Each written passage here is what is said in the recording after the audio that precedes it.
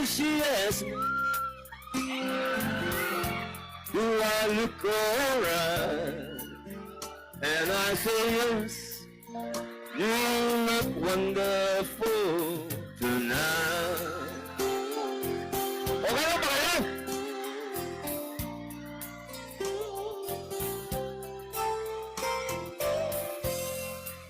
Go to a party.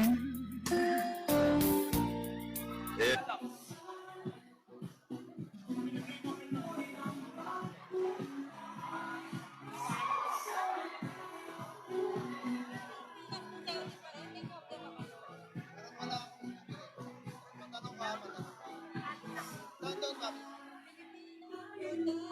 Welcome to Isabela City, Basilan, Vice President of the Republic of the Philippines, Honorable Sara Z. Duterte, together with Senator Amy Marcos.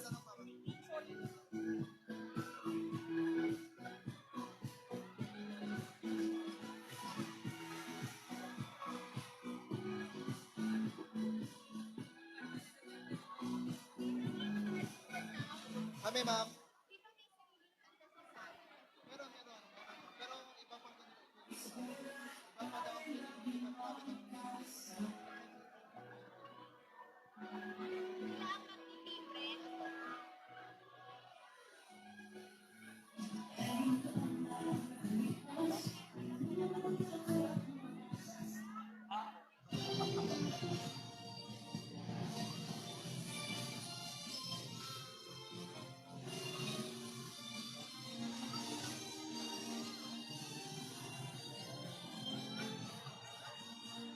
Ibalik ko lang.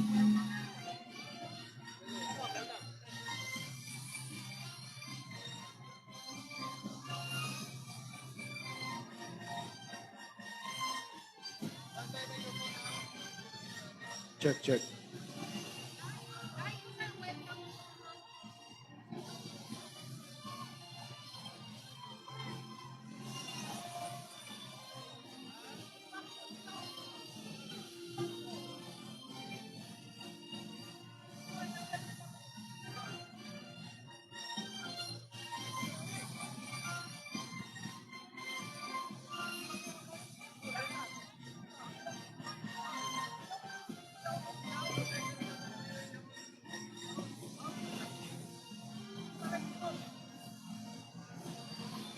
Otra vez, welcome Vice President Sara Z. Duterte ng Ciudad de Isabela City, Basilan.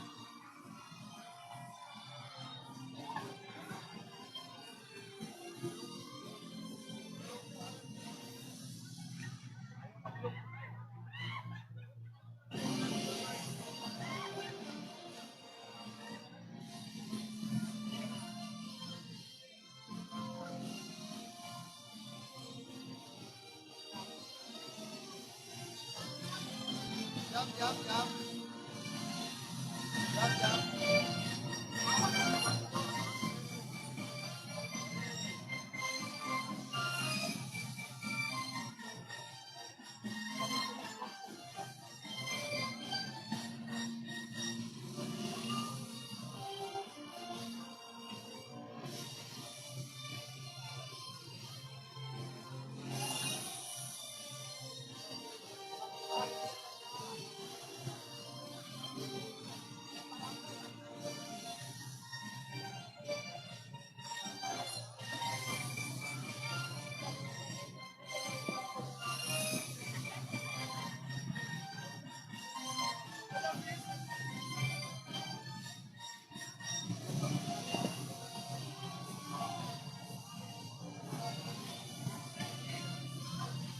Pause. Check.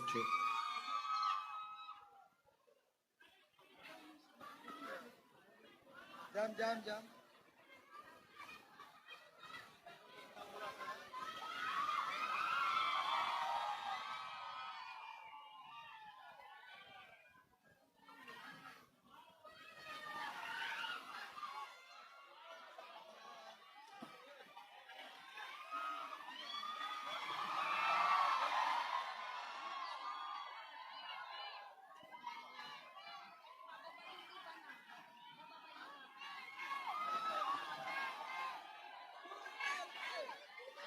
to Isabela City, Basilan, our Vice President of the Philippines, Honorable Sara Z. Duterte, together with Senator Amy Marcos.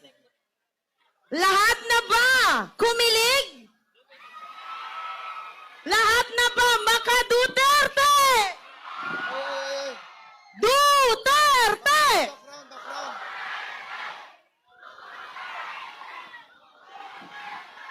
Vice President Sara Z. Duterte, welcome to Isabela City, Basilan. And Senator Amy Marcos, welcome to Isabela City, Basilan. Ayun, nakita nyo na ang ating mga bisita. Maraming salamat sa inyong suporta para sa Team BUP, sa Team Adil.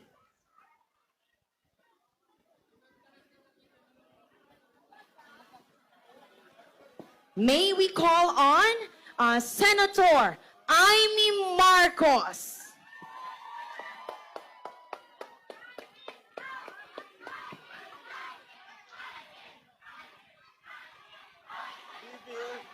Yes! Maayong hapon sa tanan, magandang hapon sa inyong lahat. Assalamualaikum warahmatullahi wabarakatuh. Magaling po ako mag-Arabiya. Matagal po ako sa Morocco at Saudiya.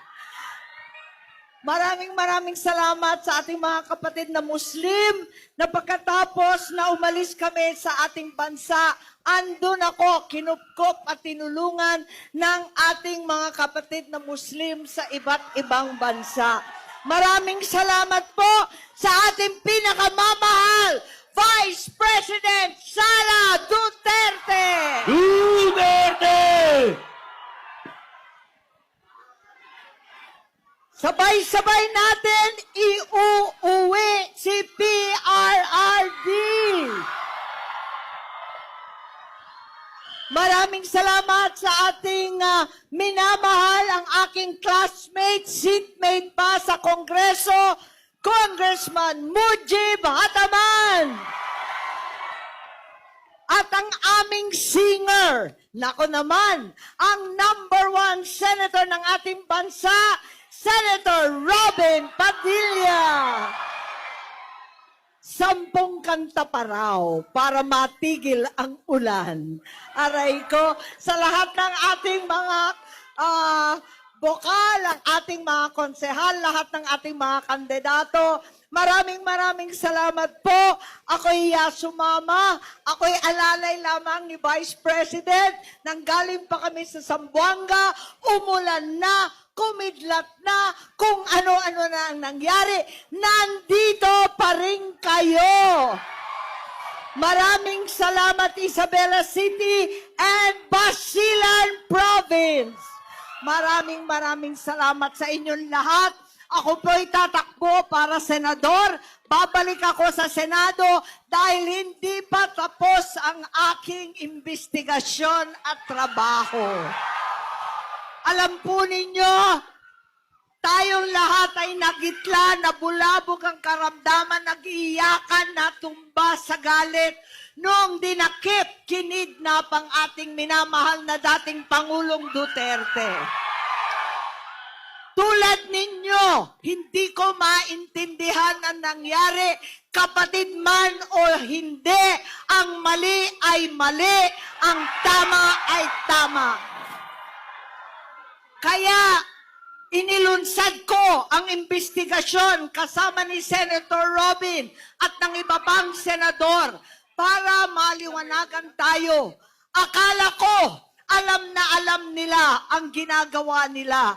Subalit nakita natin sa pagdinig, hindi sila magkasundo sa mga kasinungalingan. Linabag nila ang lahat ng batas ng Pilipinas, linabag ang konstitusyon, linabag ang international law, linabag ang lahat ng relihiyon, Muslim man o Kristiyano, pagkat walang relihiyon na pumapayag na apihin ang matanda at may sakit na. Hindi po tama yun. Noong Biyernes, ako'y pumunta sa Ombudsman para ibigay ang chairman's report at sana pilahin na nila ang mga kaso sa mga may kasalanan. Kinakailangan ng parusa sa lahat ng mga kumukupkop sa Pilipinas at tulad ng Basilan, tulad ng ating mga kapatid ng Muslim, ipaglaban natin ang kalayaan natin bilang Pilipino. Kung hindi, tuloy-tuloy pa nila dadakipin at matindi ang ungol na may warrant of arrest na para kay Vice President Duterte, Inday Sara. Hindi tayo papayag, hindi tayo pipigil at tuloy-tuloy, sabay-sabay tayong makikipaglaban. Bring him home! Tulungan po ninyo ako sa Senado, numero 39, sulit senador, at maaasahan ninyo, hamdalala, na maibalik natin ang ating pinakamamahal na dating Pangulo, Presidente Rodrigo Duterte. Inshallah, sabay-sabay po tayo ay makakatulong. Sa inyong lahat, maraming salamat. Mabuhay si Mujib! Mabuhay ang Basilan! Mabuhay si VP Inday Sara! Maraming salamat po. Ating ibalik sa Senado, number 39 for Senator Amy Marcos! Amy! Ladies and gentlemen, the Vice President of the Republic of the Philippines, Honorable Sara Z. Duterte!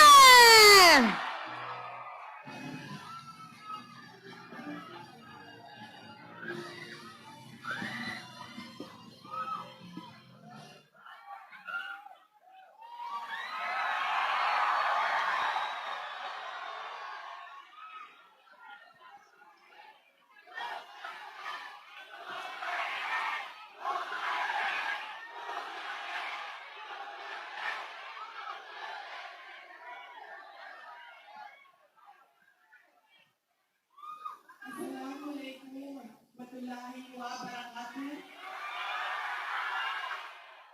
Magandang mayong adlaw kaninyong tanan. Magandang araw sa inyong lahat. Unahin ko po muna ang aking mga pagpapasalamat.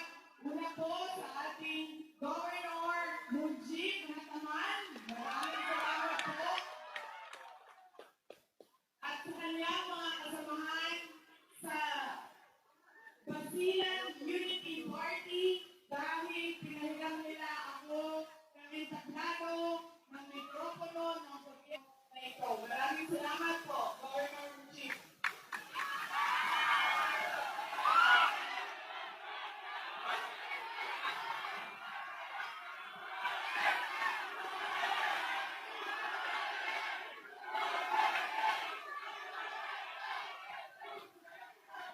Ang sunod na pagpapasalamat ko ay sa inyong lahat, mga kababayan namin dito sa Isabela City at sa buong probinsya ng Basilan, sa oras ninyo at pagkakataon na ibinigay ninyo sa amin ngayong araw na ito. Marami sa inyo ang hindi pa nagme-merienda. Lahat ang gutom na. Pero, ibinigay ninyo ang oras ninyo at panahon ninyo ngayong hapon na ito para sa amin. Maraming salamat sa inyo lahat.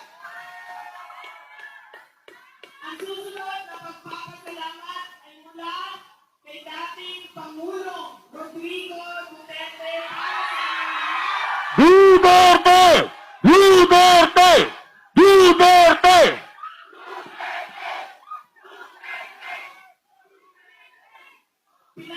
Inabot niya ang kanyang pagpapasalamat sa inyong pagmamahal, sa inyong tuloy-tuloy na suporta, at sa inyong pagdarasal para siya ay maibalik dito sa ating bayan. Maraming salamat po sa inyo lahat.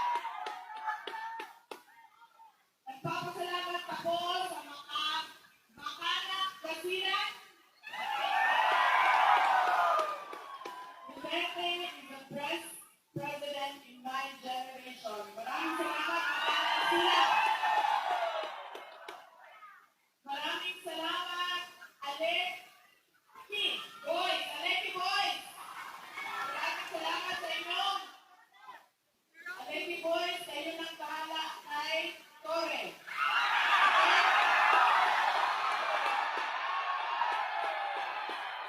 Again.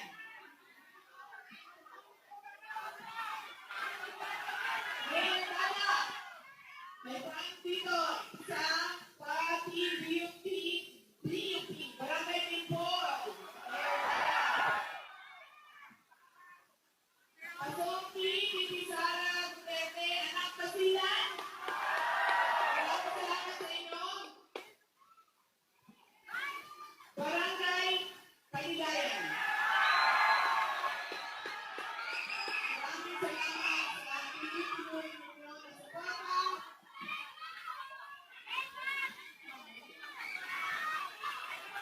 Titi Sara, Bingkong, Duterte. Kapag ni Senator Amy yan, Senator Amy, ibalik mo si President natin dito.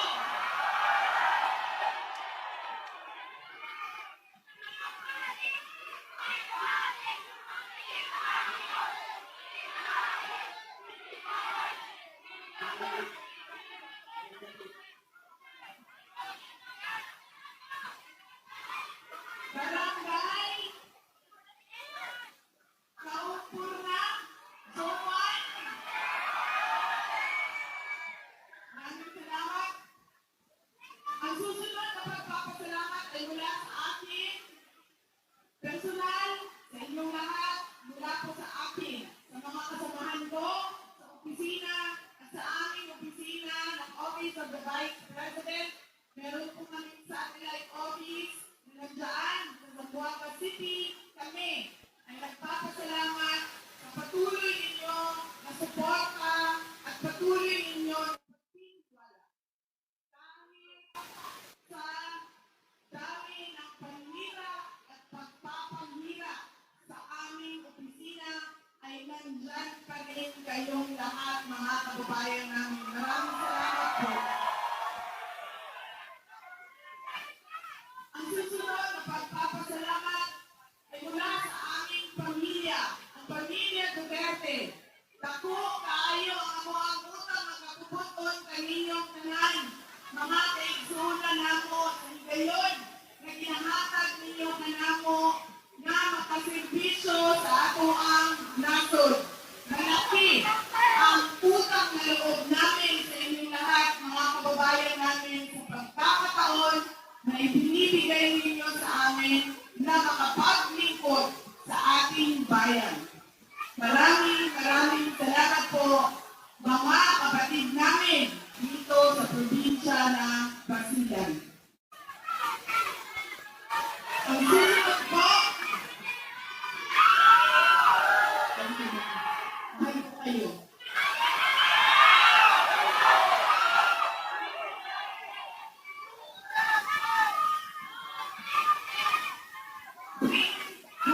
Tatay Digong, Maranao Alliance.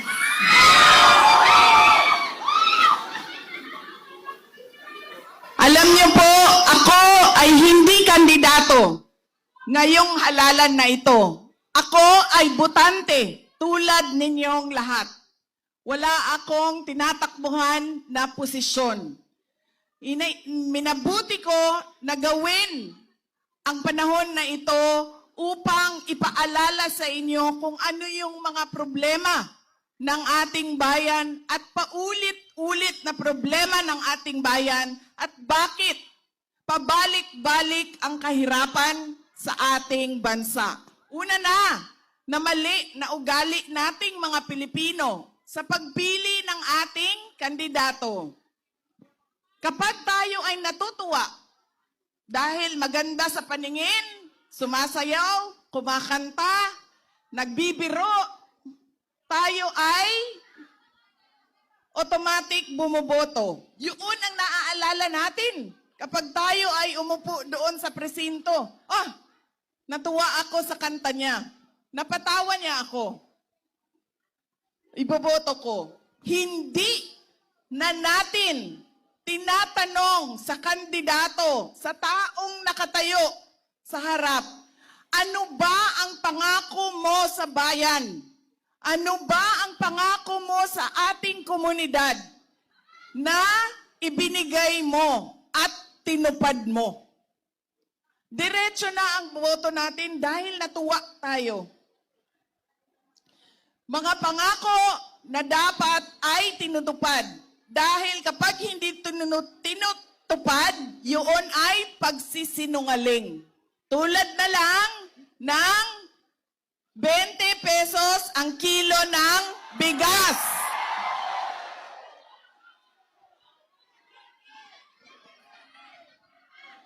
Pangako na ibinigay noong 2022, nakalimutan ng 3 taon, ngayon ay pangako na naman ulit dahil merong darating na halalan. May eleksyon. Sinubukan gawin isang araw doon sa Cebu. Anong nangyari? Isang araw lang.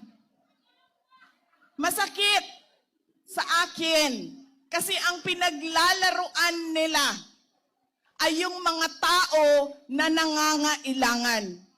Yung mga tao na napakahirap ang buhay, kailangan nila ng murang bigas. Kaya kailangan tinitingnan natin, ano ba ang pangako nito? Ilang beses na ito bumalik. Binoto na kita noon. Ano bang nagawa mo? O dahil ba naaliw lang ako, natuwa lang ako sa'yo, kaya kita binoto. Pangalawa, lagi, paulit-ulit, kapag galing sa malaking politika na pamilya, ay automatic ang ating boto. Marami sa mga tumatakbo ngayon ay galing lang sa iisang pamilya. Kung makikita nyo sa mga senador, sa mga mayor, sa mga congressman sa iba't ibang lugar. Hindi dahil Duterte yan na nakatayo sa harap ninyo ay automatic ang boto ninyo. Dapat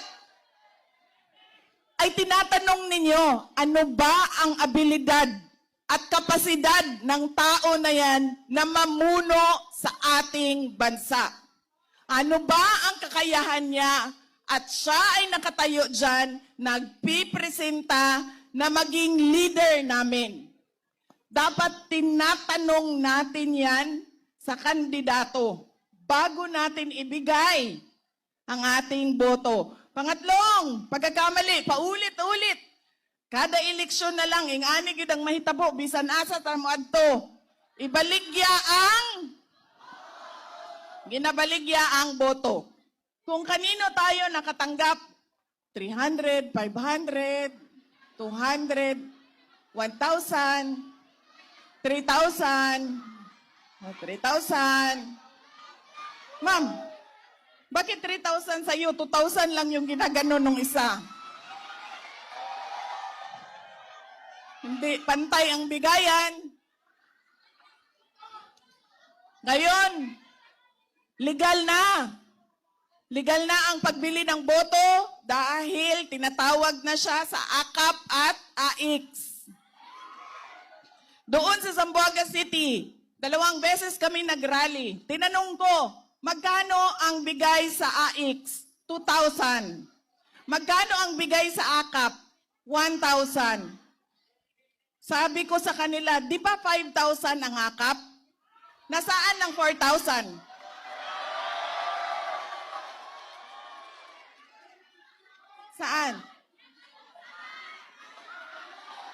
Dito na.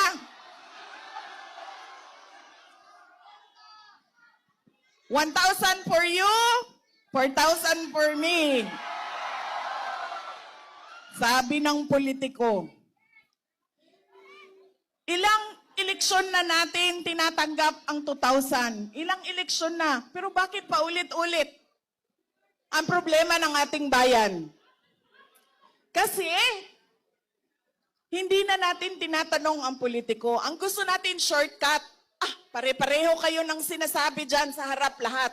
Kung sino yung makabigay sa akin, highest bidder ako. Ganon ang nangyayari. Sa amin, sa syudad ng Davao, hindi kami naglalagay ng budget para sa pagbili ng boto. Alam niyo bakit? Kasi nawawala ang respeto ng tao sa isa't isa. Ako may pera, bibilhin ko ang boto mo. Ikaw kandidato, mamahalin kita, bayaran mo ako. Yung tao, ang paningin niya sa leader niya, mukhang pera, ang leader niya, ang paningin niya sa mga tao ay nabili ko na ang dignidad mo. Binayaran ko na yan ng 2,000. Kaya, hindi namin ginagawa na bumili ng boto. Masakit sa akin kapag naririnig yung ganyan, kapag tinatanong ko, Bacolod, Basilan, Zamboanga City, saan man ako pumunta. Magkano bilihan? 2,000, 3,000. Meron pang 5,000 sa Bohol, 10,000. Masakit sa akin. Kasi alam nyo bakit? Narinig nyo ba na binili nila ang boto ng isang Sara Duterte?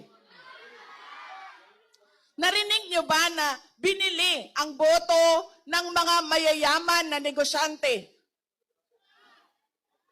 Mga may-ari ng mall, may-ari ng malalaki na mga hardware, mga doktor, mga engineer. Narinig nyo ba na binili ang boto nila? Hindi. Kaninong boto ang binibili?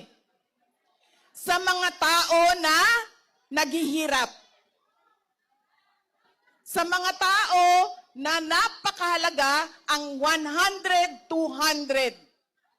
Dahil malaking bagay yon sa pagkain nila araw-araw. Kaya masakit. Kasi pinagsasamantalahan ang kahirapan ng tao. Ang dapat ginagawa ng gobyerno ay walang nagiging mahirap.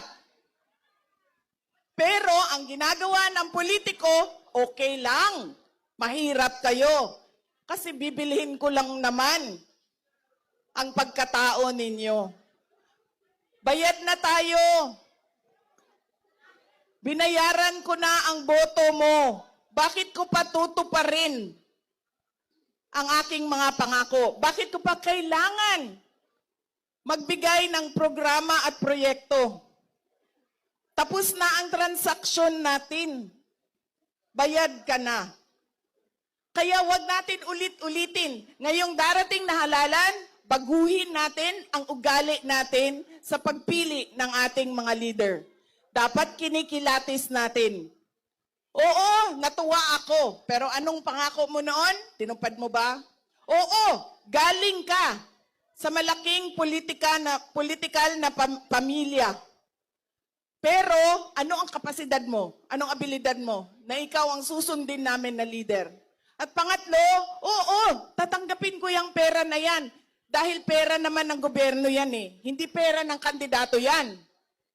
Pero, hindi automatic ibibigay ko ang boto ko sa iyo. Hindi mo pagmamay-ari ang pagkatao ko dahil nagbigay ka ng pera na hindi naman sa iyo, na galing sa programa ng gobyerno. Kailangan, tama, galing sa buwis, 1,000,000, isang taon. Lahat ng mga bawas-bawas at kung anong bawas sa sweldo. ganyan kalaki ang pumupunta, lalo na sa inyo na may mga negosyo, may mga trabaho, nagbabayad ng sales tax, ng VAT, lahat. Pera natin yan. Nagtrabaho tayo, tinax tayo, pumunta sa mga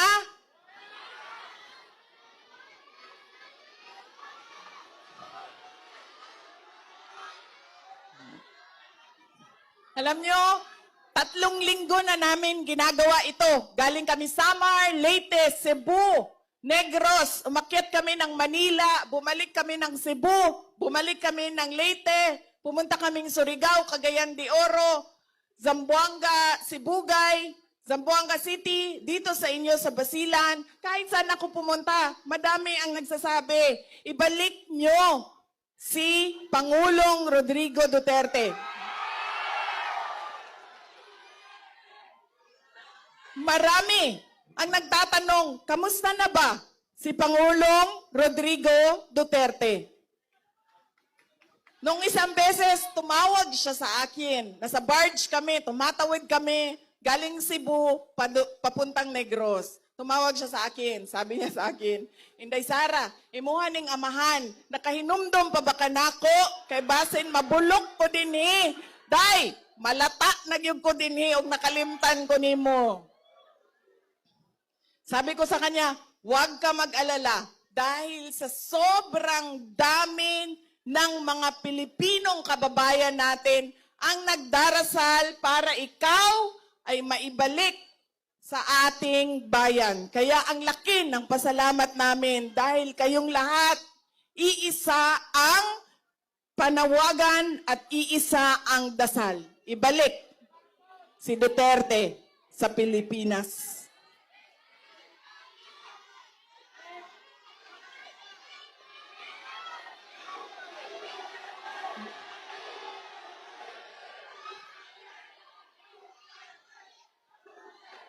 Tama. Duterte! Tama. Tama si Senator Amy. Sabi niya, matanda na. May sakit na. 80 years old na si dating Pangulong Rodrigo Duterte. Madami na siyang nararamdaman na sakit. Sinabihan ko siya, Papa, pag naramdaman ka, sabihan mo kaagad ang doktor para magawaan nila ng paraan. Sabi niya sa akin, wala naman, sakit lang ang ako ang kasing-kasing day, sakit akong dughan. Masakit ang puso ko. Sabi ko sa kanya, sabihin mo kaagad sa doktor kasi baka ma-heart attack ka. Sabi niya, hindi, nawala kasi ang mga girlfriend ko, nasaan na sila lahat.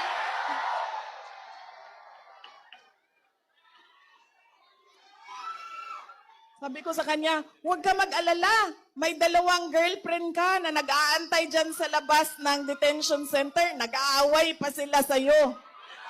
Sabi niya, totoo, nag-aaway sila. Sabi ko, oo. Sabi niya, sumasali ba yung nanay mo sa away dyan sa labas? Sabi doon sa Zamboanga City, sana all daw, madami girlfriend. Sino dito ang 3 ang girlfriend? Ayan, sana all. Ayan, sana all. Sino? Ayan, sana all. 3 lang? Ayun, sana all. 3 ang girlfriend. 4 ang girlfriend. 4. Sana all. 5 at 10 ang girlfriend. Hindi na ako maniwala, sir.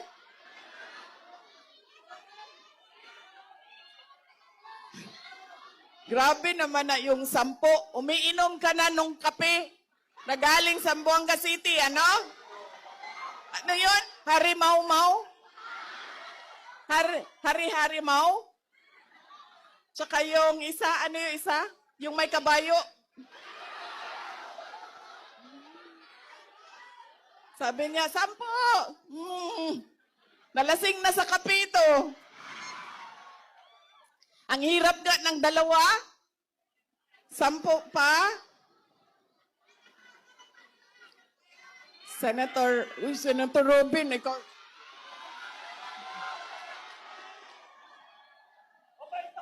Nagalit ba si Ma'am Mariel? Hindi siya nagalit?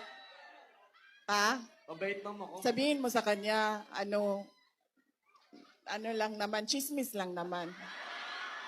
Chismis lang lahat, ma'am. Chismis lang yan lahat. Kasi hindi ko naman nakita yung mga pangyayari. Pero alam nyo ba, na noon sinabi ni Senator Robin Padilla na kapag nakulong si Pangulong Rodrigo sa Hague, sa ICC, ay sasama siya doon sa Hague. At totoo yon, ang unang dumating doon, si E.S. Medialdea. Ang sunod na dumating sa Hague, ako. Ang pangatlong dumating sa Hague, si Secretary Harry Roque. At ang pang-apat na dumating sa Hague, si Senator Robin Padilla. Walang 3 araw, nandoon na siya. Ang tagal niya doon, nag-aantay para makausap niya si Pangulong Rodrigo Duterte at makapagpaabot ng kanyang suporta. Pero ang chismis ko, ma'am, bakit mo alam? Sumama ka? O nabalitaan mo din? Doon kung saan siya nakatira, hindi ko alam saan. Kasi magkahiwalay yung mga tirahan namin lahat, ay meron daw nagsusundo sa kanya gabi-gabi. Yun lang naman ang narinig ko. Hindi ko na tinanong kung babae yun, lalaki yun, barkada yun, o kung ano. Basta ang sinabi sa akin, umaalis yan gabi-gabi. Sinusundo yan. Mga Muslim yun, ma'am.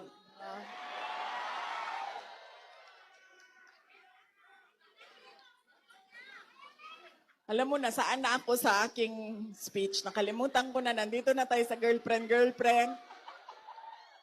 Ang laki ng ulan na paparating, oh. Nakalimutan ko. Sabi na nawala ang mga girlfriend ko. Sabi ko, huwag ka mag-alala. Nandyan sila nag-aaway. Nag-aantay sa iyo. Gumawa kami ng maikli na video para makita ninyong lahat kung paano kinidnap si dating Pangulong Rodrigo Duterte dito sa ating bayan.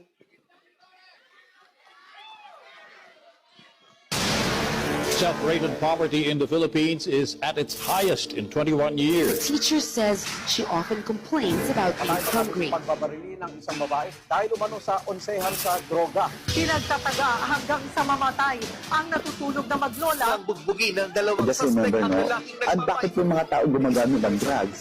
Remember, hindi sila addict. Na pag-alagala, mga batang nagra-rugby, nagkalat sa gitna ng daan. Mga taong pinagbabaril habang bibili ng pagkain sa karinderya. Kumakalat sa social media ang video ito ng pamamaril sa bahan. Instead of going to school, they spend their days scavenging to earn a living. Permanenteng trabaho ang suspect at gumagamit pa umano ng droga. Good luck sa atin lahat.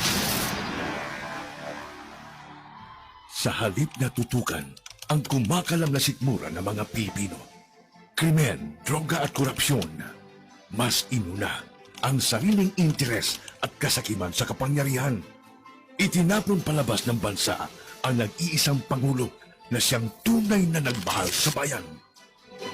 Mula nung si Tatay Digong ang naging Pangulo, tumahimik yung mga MP. Nagkaroon ako ng peace of mind na yung anak ko, kumbaga hindi sila delikado sa daan. Sobrang happy ako. Dahil nung umupo si PRRD, kahit sabihin natin maraming tumutugis, maraming tumutulig sa kanyang war on drugs. Pero majority po sa atin ng mga Pilipino, pwera na lang doon sa mga drug lords, mga drug user, mga ano, yun ang ayaw eh. Pero kami, lalo kami mga OFW, naramdaman namin ang safetyness ng aming pamilya. It's a time to be powerful and a time to be just a nobody. I used to describe the brightest star there was mine, shining brightly. And in a few days,